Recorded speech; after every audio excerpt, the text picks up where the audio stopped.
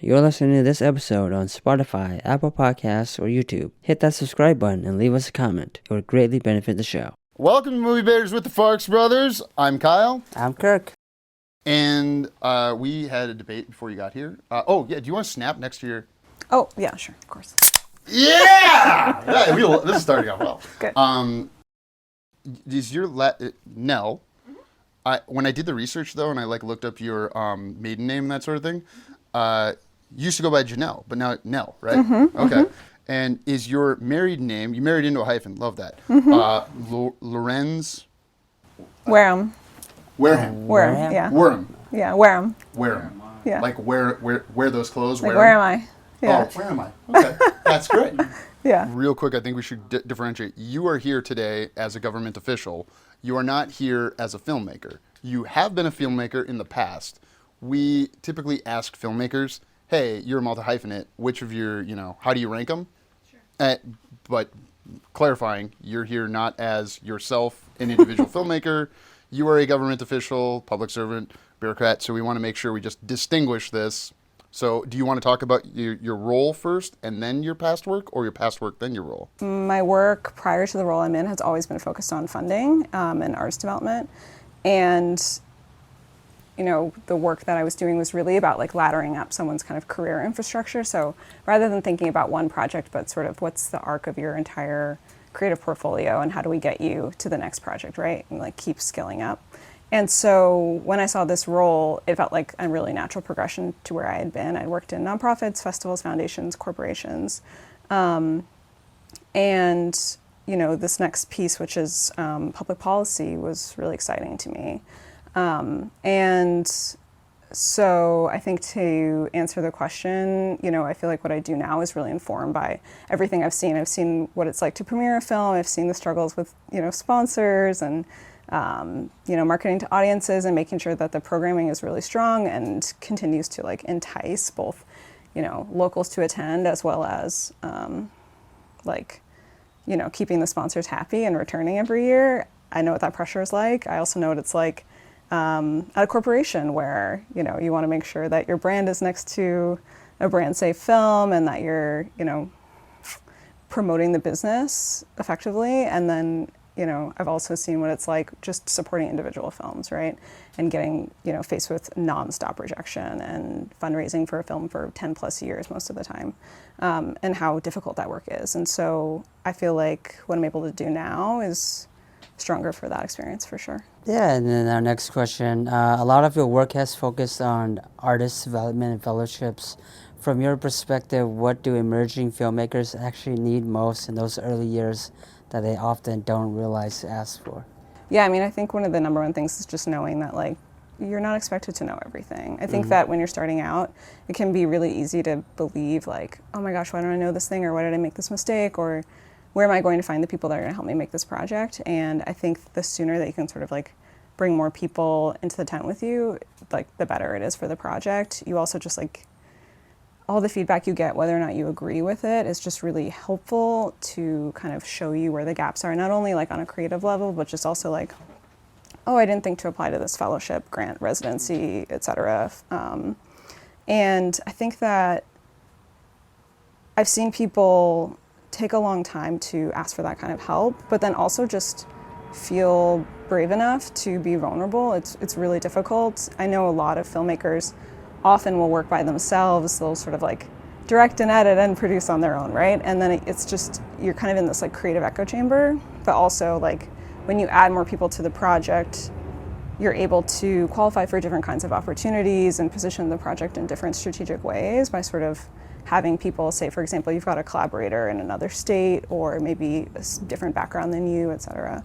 And so I think it's really important to, not feel like you have to do any of this by yourself. And then kind of moving forward, I also see people occasionally think that, okay, I have to do this all by myself and maybe I'm not, coming from any sort of family wealth, so I have to put it all on a credit card or I have to take a second mortgage. This is really common, and it's okay not to come from that kind of background. I don't come from that kind of background. I don't think most filmmakers do. And so it's sort of okay, how do you kind of build that financial literacy which, you know, they're not going to teach you at film school. Like, you really have to go out and seek it out and learn about, like, you know, self-employment, taxes, and protecting yourself, and learn how to invest and how to build your own retirement savings program, because when you're self-employed, those things often are not, you know, included in 1099 work.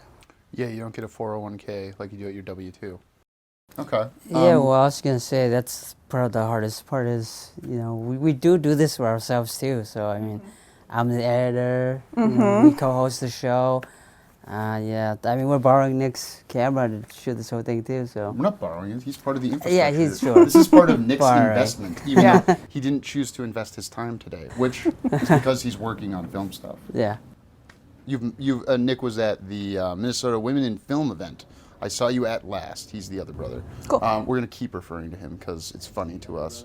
The other brother. I'm curious about who the people are that you bring in. Like, obviously, I'm not asking for names. Like, the title of a person. You mentioned bringing people in early. And who are those people that the I'm doing it all myself filmmaker doesn't typically think of? Yeah, for sure. I mean, a producer is the number one thing, of course, right?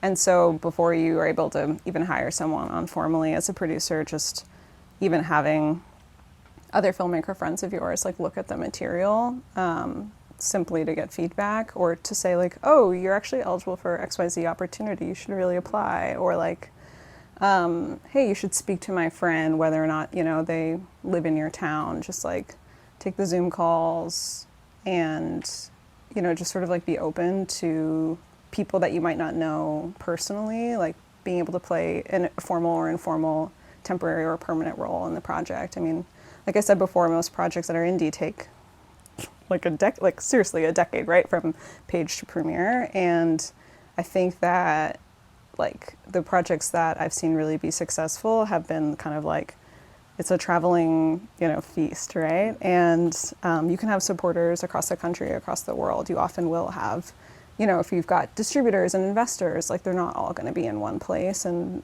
there's a beauty to that. If you think back to some of the fellowship cohorts or artists your previous work supported, is there a particular filmmaker or project that changed how you think about storytelling? What did they teach you? One that really comes to mind for me is seeing this progression, not only of like this kind of way that a story can be told, but also like how it changed the way that like audiences and sort of like institutions, you know, were able to support it and also kind of like present it correctly. So I was thinking the other day of a film called Crip Camp by Jim Lebrecht. It's a documentary film about Jim's experiences growing up in Brooklyn and basically being sort of disenfranchised out of like the public school system, and then finding a community in a summer camp near Woodstock during the Summer of Love, and, you know, having kind of like sexual awakening and rites of passage, and finding community.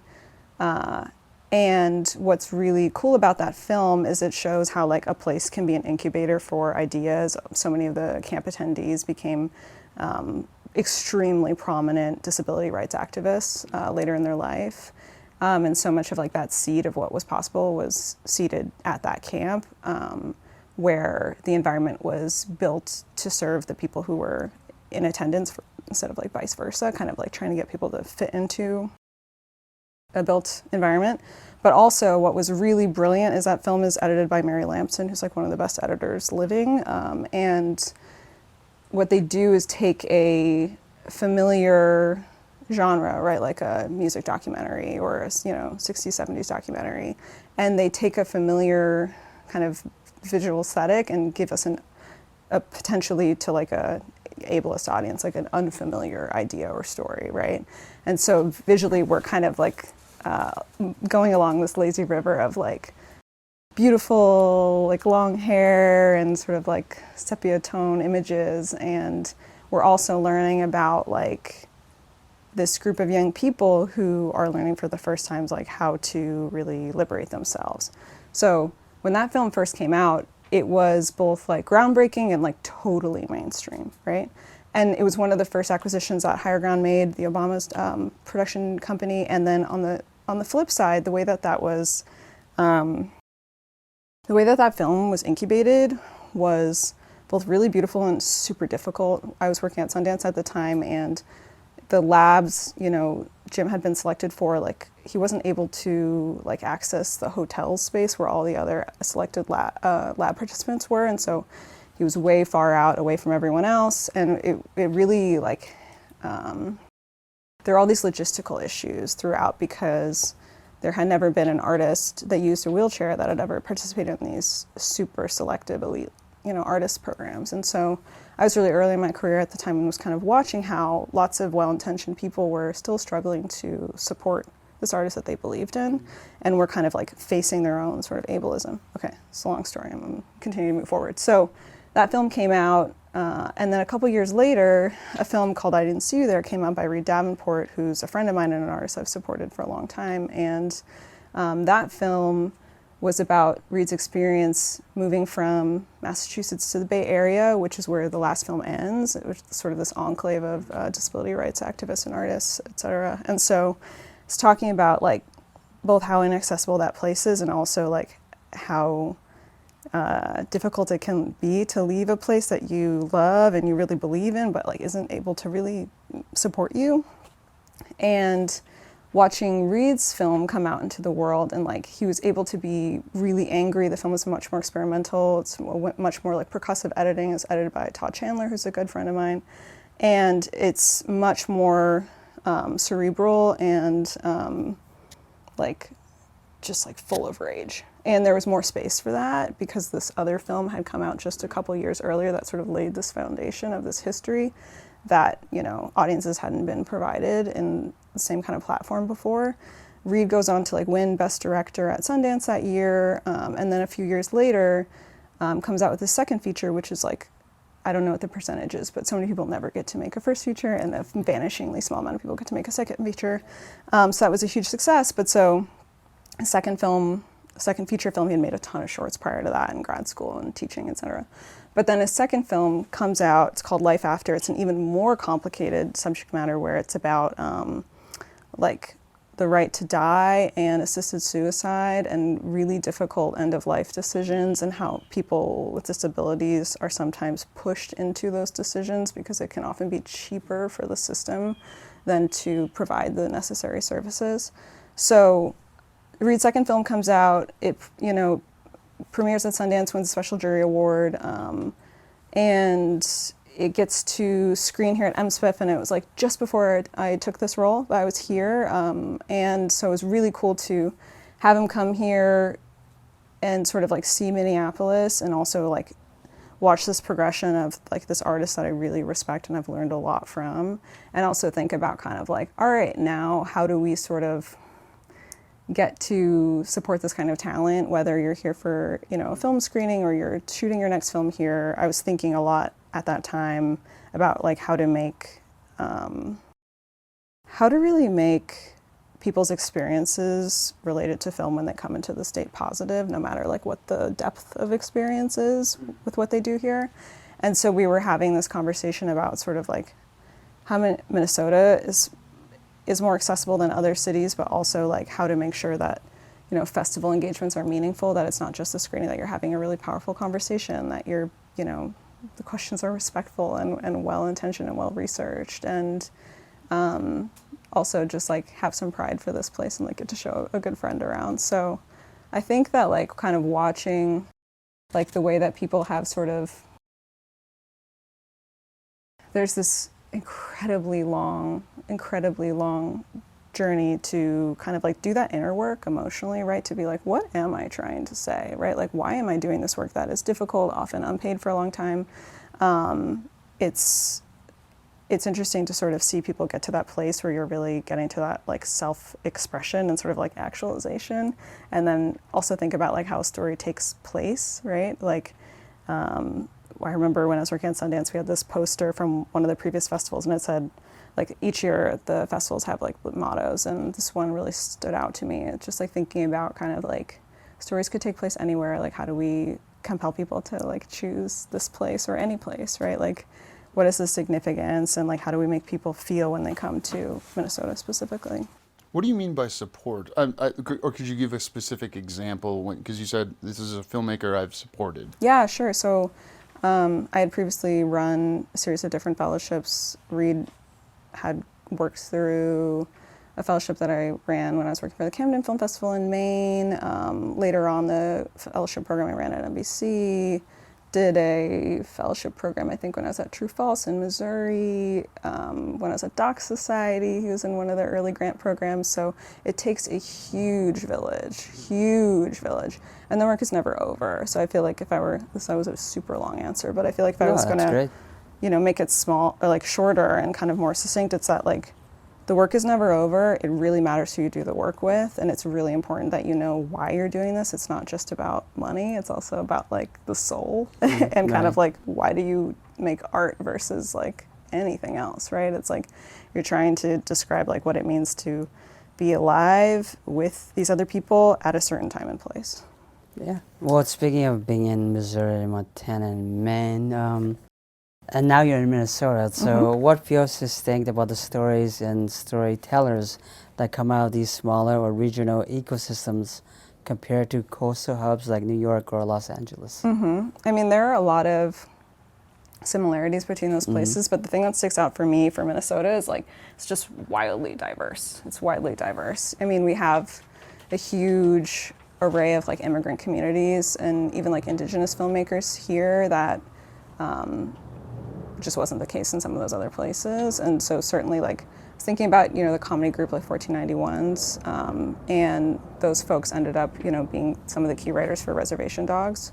And if you don't know them, look them up. They're hysterical. And they started on YouTube. No, I know Reservation Dogs. They're called the 1491s? Yeah. Okay. So look them up. Is that Sterling Harjo is the... He's not in the 1491s, but it's look this up after. But it's a group of indigenous writers and comedians from Minnesota and also nearby states. And so what's interesting about it is like, it starts with a group of friends making stuff on YouTube, right? And then it just explodes. And a lot of their comedy is about sort of like the dark humor and like dislocation of like living near each other with difference. And it stands out because it's like not trying to be like other places. It's trying to be specific. And then I also think about just like all of the really exciting like East African films that are coming out of here. And that just makes Minnesota different. So is there anyone you'd recommend for the show that you've met locally, that we could invite over to my garage to have my kids go, "Who are you?" And then, do this little interview. One artist I'm really excited about is Abby Hari. I don't know if she's already been on your show. She's a really talented casting director and also a director in her own right. She did the casting for Janet Planet, first 2 seasons of Euphoria. And she's here? She lives here. Whoa! Yeah. Amazing. And tons of other feature films and TV shows. You said Euphoria, right? Mm-hmm. Did you know Euphoria is the second most watched show on HBO after Game of Thrones? Yeah. When Sam Levinson was on Real Time the past week, they brought that up. Sorry, it's one of those things I know. So I reached out to her. Yeah, definitely. That's a great recommendation. Thank you. This is why we ask. Yeah, that's why we ask. We just forgot to put it on the official list. That's all. Well, thank you for joining us now. I think we had a great discussion and we learned a lot about Explore Minnesota. Till next time. Bye-bye. Thank you for listening. For more JK Productions, find us on Instagram at JK Productions Team and on Facebook, JK Productions MN.